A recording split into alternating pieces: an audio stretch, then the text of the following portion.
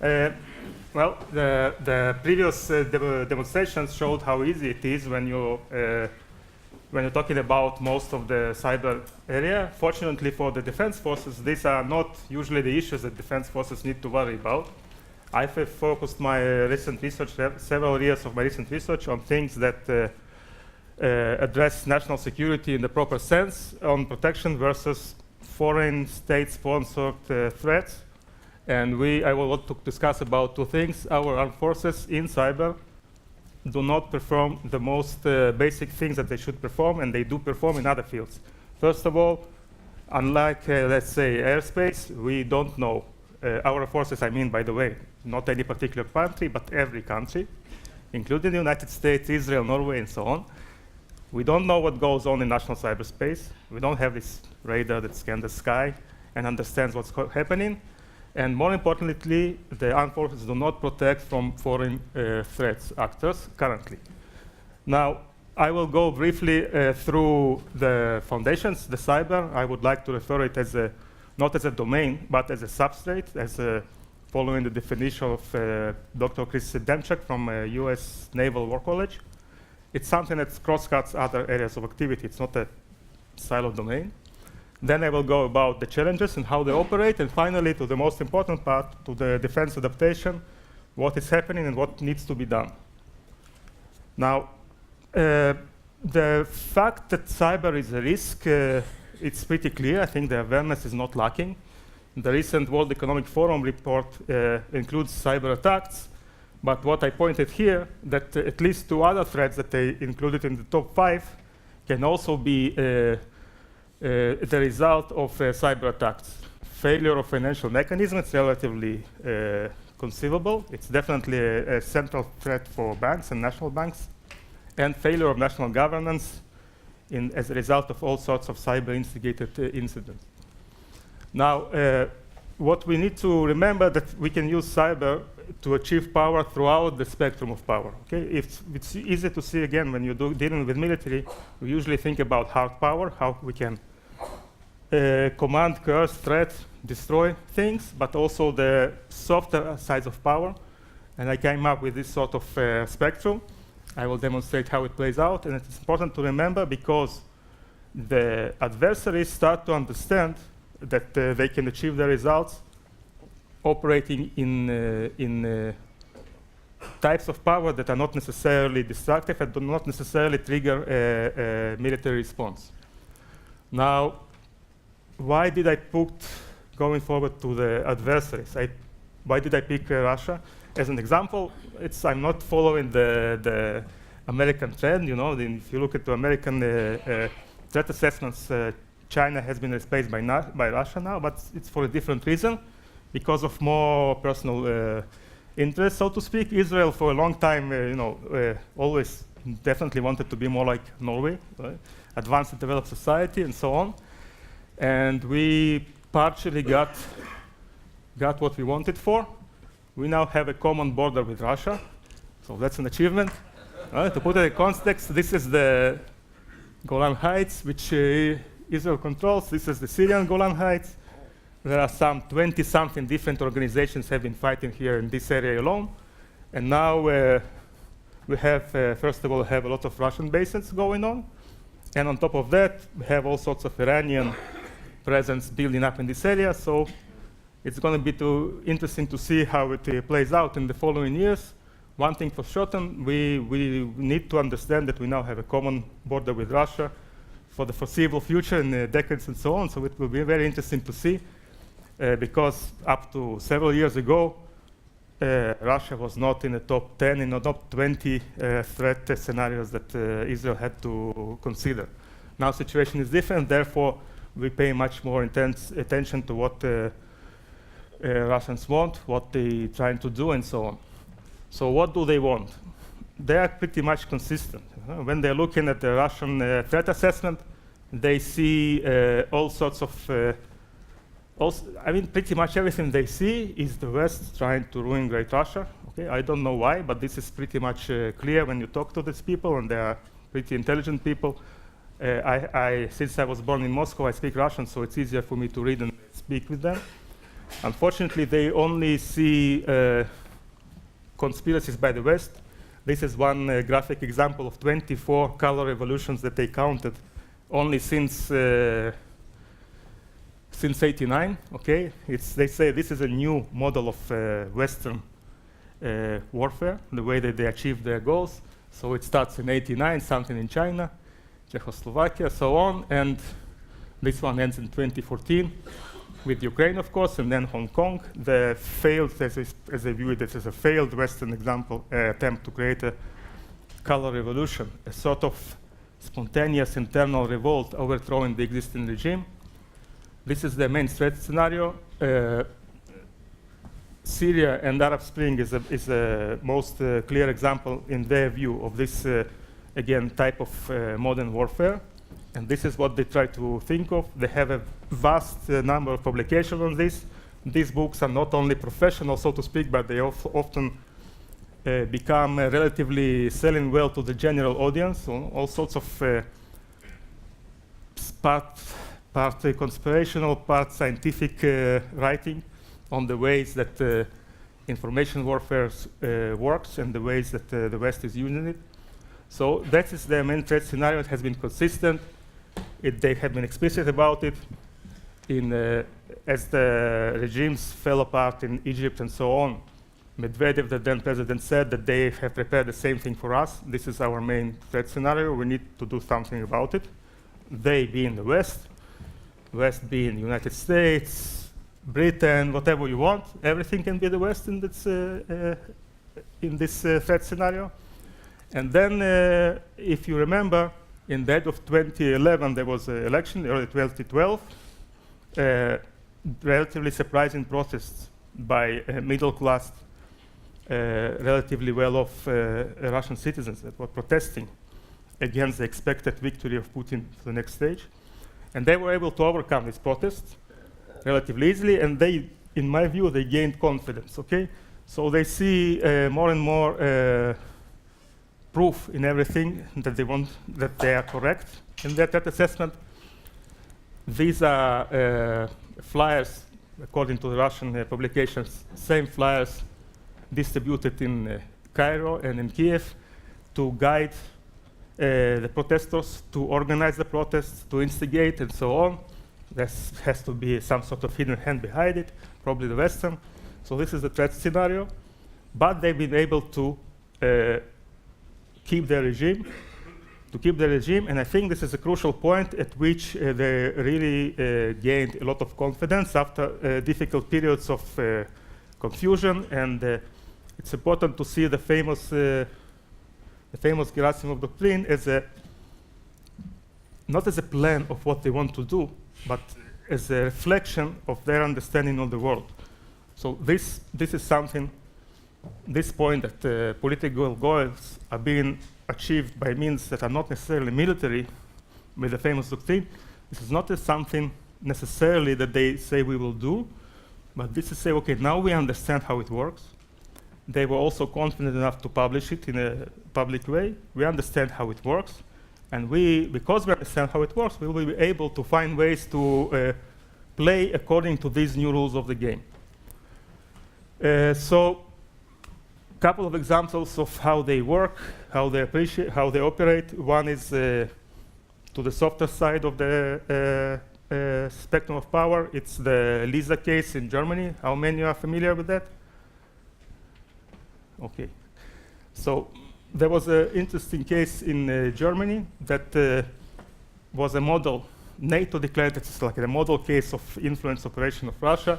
You try to leverage the new media escape to get information on the targets and to target your messages.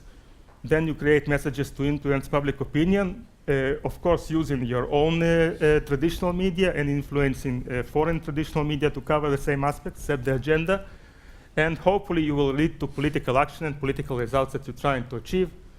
In this case, it was an interesting case. There was a real case this time. There was a girl of Russian origins in Berlin. There's a big community of ex-Russians in Berlin. She disappeared. She didn't return from school. People started looking for her, and she then returned after some 30 hours home. In the meantime, the police investigated and came to the conclusion that there was no kidnapping and things like this. It was some teenage thing, right? But the Russians were able to set the agenda, to use this case, spin it through the media, set the agenda in Germany and much of the West for over 3 weeks.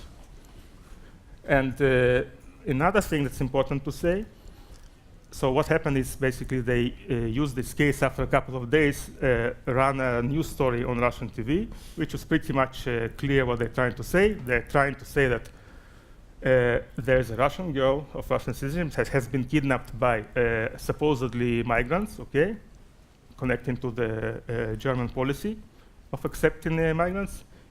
She was sexually abused, and the authorities cover up because it's not politically correct to adopt the story. Touching in a very, not very gentle way, the most sensitive issue in the German politics at the time, and it worked for them. They were able to set the agenda for over 3 weeks.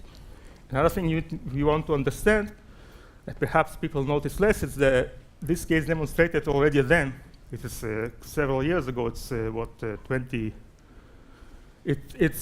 it came in a very good context that demonstrates high operational maturity.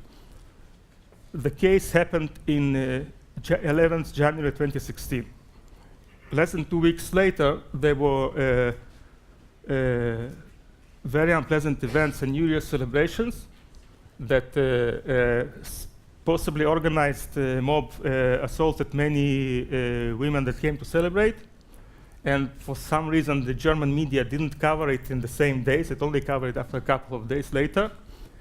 So I think this demonstrates operational maturity. They were able to identify fertile ground, and within several days, find a real case, okay, not an invented case, and design the whole information operation in the right context, rapidly, and you would not say that it was very sophisticated, but it definitely played out well there because they were able to set the agenda, political agenda throughout Germany and affected many NATO countries for 3 weeks or so, and it's still considered a very successful case. Now, on the other side of the spectrum is direct attack to homeland infrastructure. This is something that definitely, I think,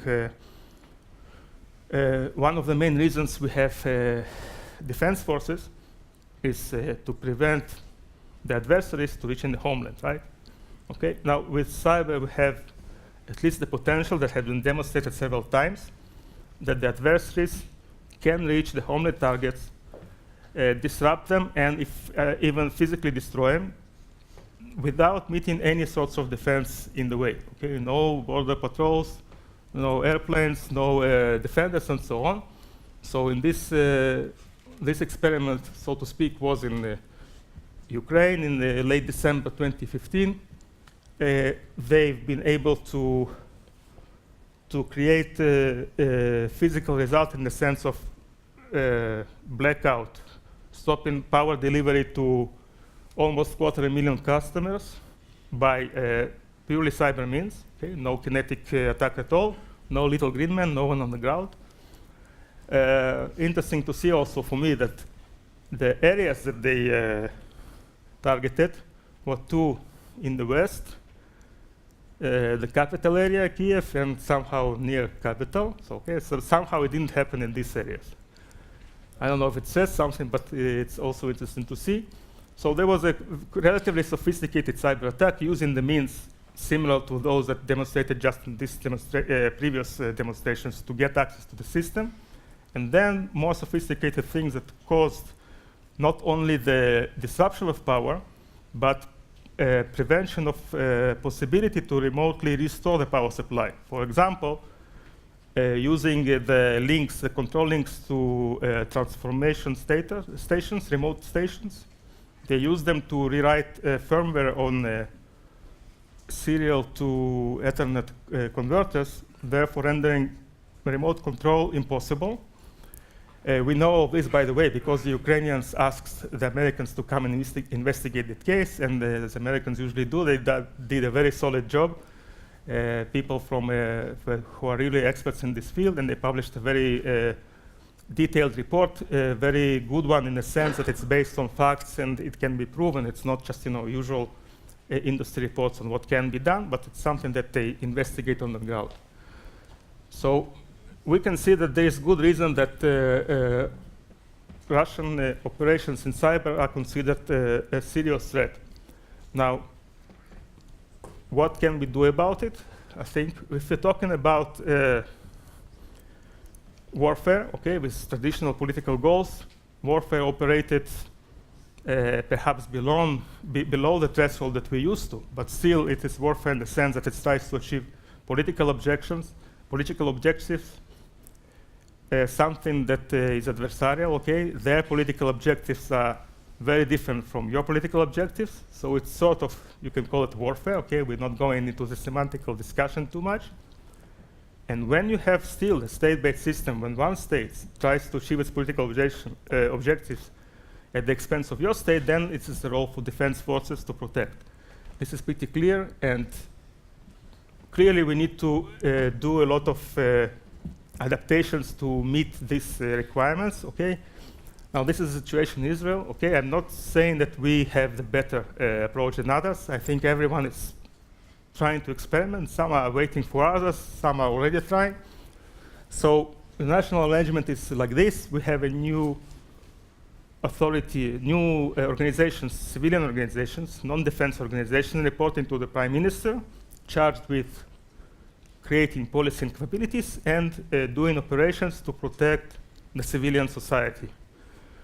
What's missing in this list of participants? Defense forces are nowhere here. Okay? Defense forces are doing their own thing. They're protecting themselves to maintain their necessary capabilities, of course, but there are like at least two parallel efforts.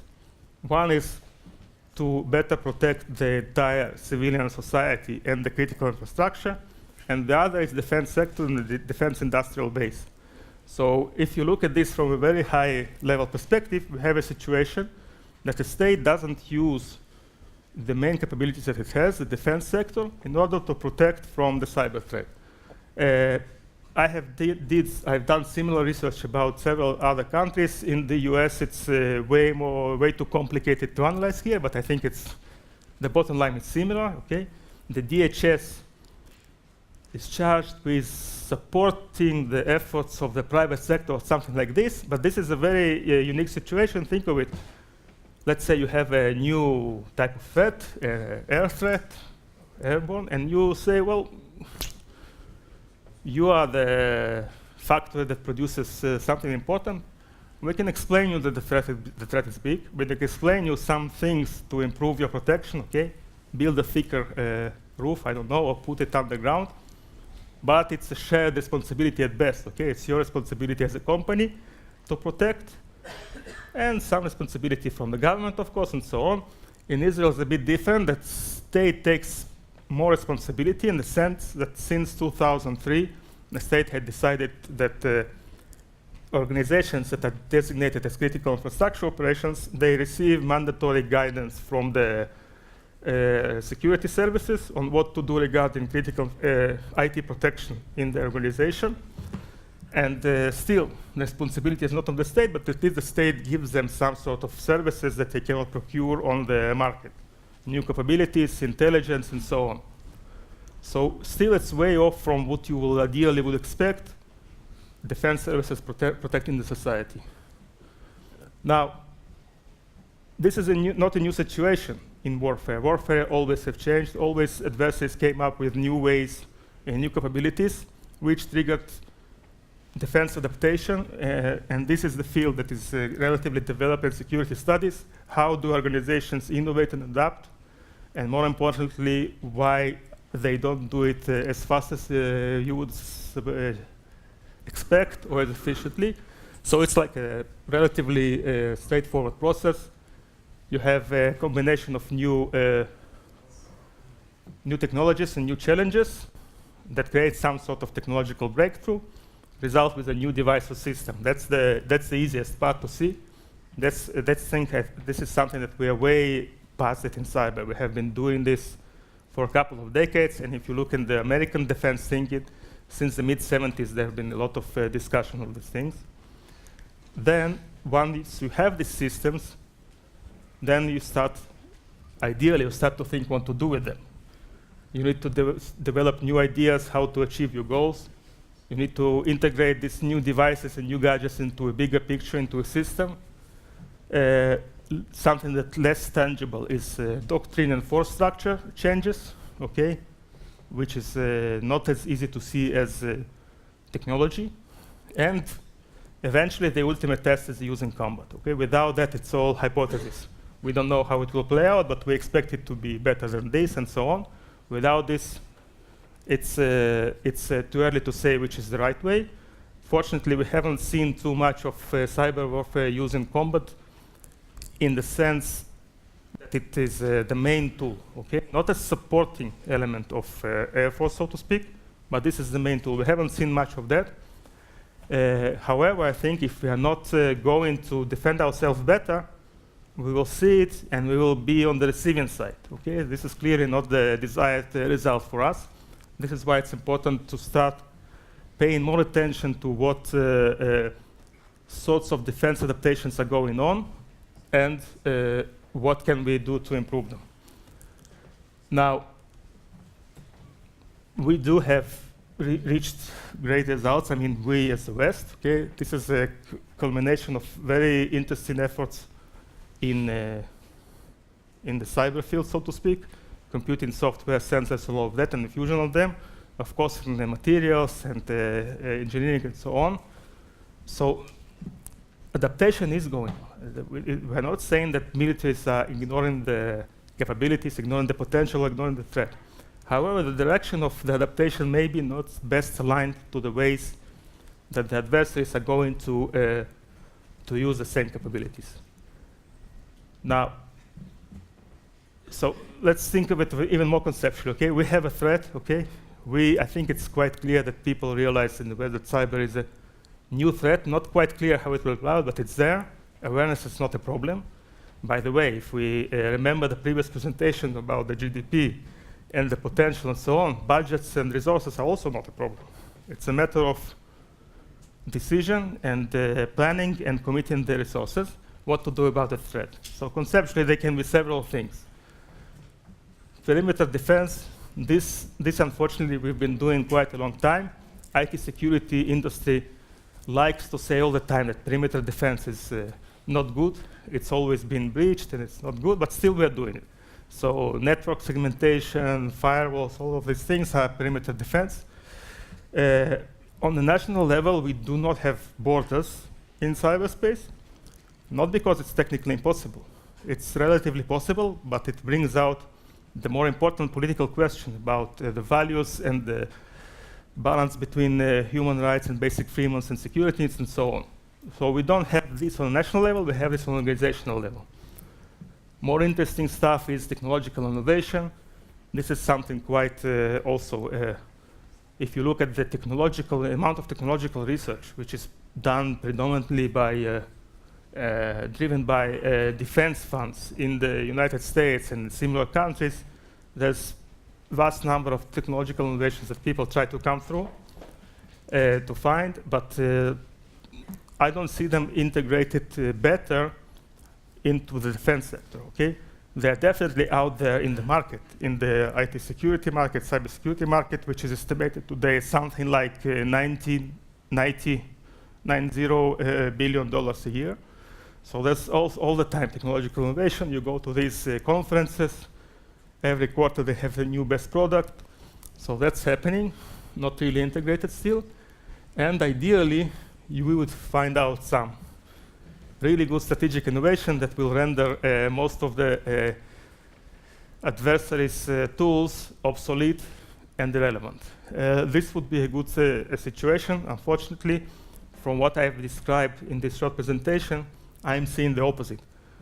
I'm seeing that we have the potential. We are doing all sorts of defense adaptations, but the main threat, which enables a foreign state to directly reach the homeland targets in our state, is still not the focus of this adaptation. So this is something that is not a new phenomenon. Okay, we have seen this phenomenon over and over again in military history, in research of how nations and their defense organizations dealt with the change. Okay, and there's a lot of literature in military history and security studies, international relations that can be used to assist us to do more strategic thinking about cyber and the way to adapt our organizations to this defense. I hope that we will be able to use this more efficiently and faster. And on this, without this, we will have the situation that we have today.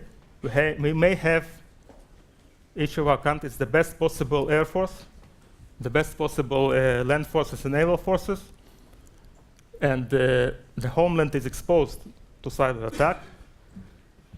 When, if and when the conflict will become escalated, we may find ourselves in a situation that the Air Force, land forces, and Navy will not have an enemy to fight. We will not be able to show their dominance because the enemy will be able to achieve their objectives and results faster, in a way that confuses our defense, and in a way that we will not be able to prevent them from reaching the homeland.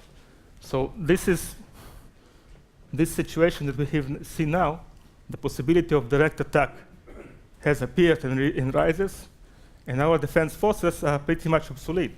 What are the use of the tanks and the airplanes if you only can identify attack after it happened, and on top of that, you cannot really identify the attacker. You can identify the attack, you can identify the malware, you can identify with forensic research how it came into your system, but it's not as straightforward as saying who is behind it, who is the political actor who is behind it. So in these two situations, we have a lot of work to do. As of today, we have no idea what's going on currently in the national networks within the country.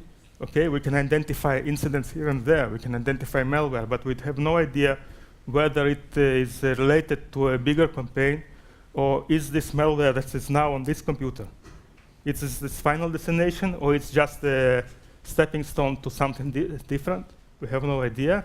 And of course, we don't prevent them to reach the target in the first place. So in order to end on a more pessimistic note, I would like to invite all of you to Tel Aviv, to our conference in June. And this is the conference at our research center, the Blavatnik Interdisciplinary Cyber Research Center, Tel Aviv University hosts. It's free to attend. It draws several thousand people each year. This is a very interesting forum to discuss these issues from all sorts of perspectives. It's not a trade show, it's not a defense conference, it's not an academic conference, it's all of the above together during the week. I'm pretty sure that we'll still have time, okay? We'll a couple of years to figure out this thing before it may be figured out for us. So I'm looking forward to the West in general and our partners countries in particular to do better in cyber defense using all the potential that we have, and the sooner the better. Thank you.